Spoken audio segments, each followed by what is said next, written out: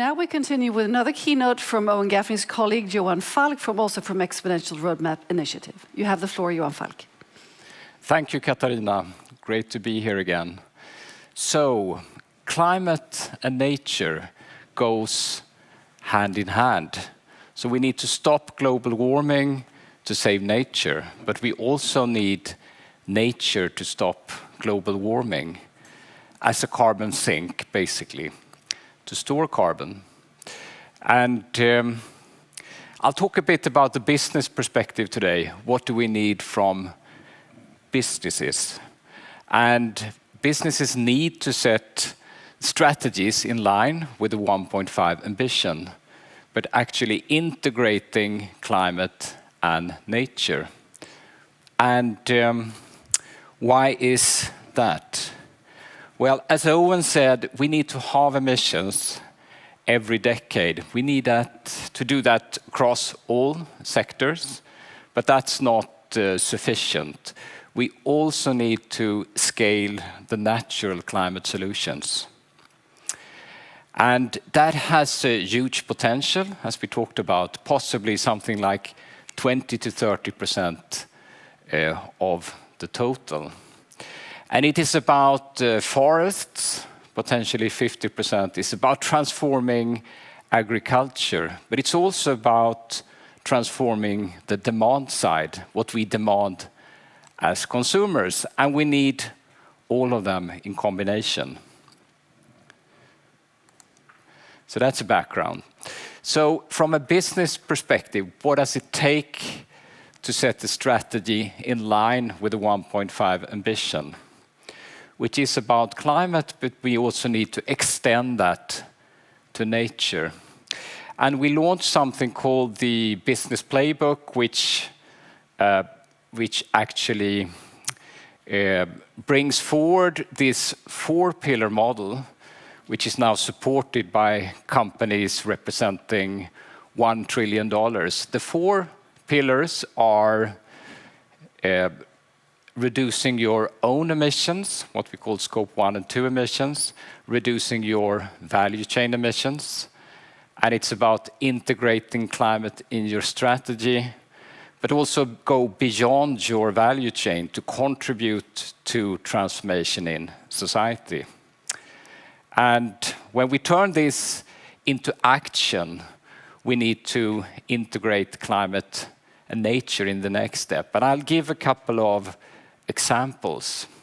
This will, of course, differ if you are a furniture company, if you're a food company, if you're a clothing company. It will look slightly different, but all companies touching nature need to set performance indicators for nature as well. And starting with the value chain, which basically has two sides to it, the supply side and the customer side. So what can you do as a company on the supply side?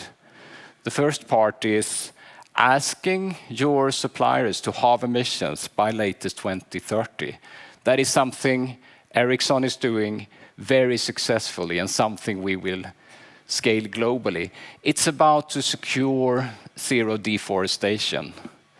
It's about driving towards sustainable forestry and sustainable agriculture, actually building biodiversity and building the carbon sinks in your supply chains. Of course, applying recirculated material.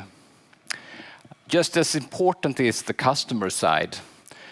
We need to prolong the lifetime of all types of products, not at least garments. We need to make them repairable. We need to make them recyclable.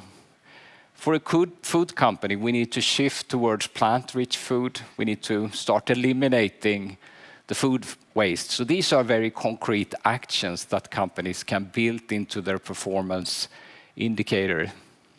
But it's not just about reducing emissions. It's also about integrating climate and nature in our vision and mission statement as a company. And it's about ensuring that our business model as a company is aligned with the 1.5 ambition. We need to shift towards circular models from linear models, which is destructive for nature. Companies also have an incredibly important role to enable sustainable lifestyles, which is within the planetary boundaries, based on their influencing capability. Finally, the fourth pillar. We heard that we need exponential investments in protection and restoration of nature. So we really encourage all companies to invest in protection, restoration of nature beyond the value chain, which should be done in high quality projects, of course. But we should move away from the idea of offsets. It's not about offsets. We need to cut our emissions according to the carbon law. We need to make these investments on top to protect nature.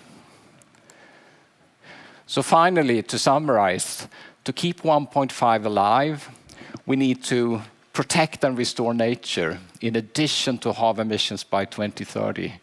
And climate and nature are two sides of the same coin. And companies shall start to drive action which integrates climate and nature and can do that already today. Thank you. Well, thank you very much, Thanks. Johan Falk, and you'll be back for the panel shortly. That's right. Thank Excellent. you. Thank you.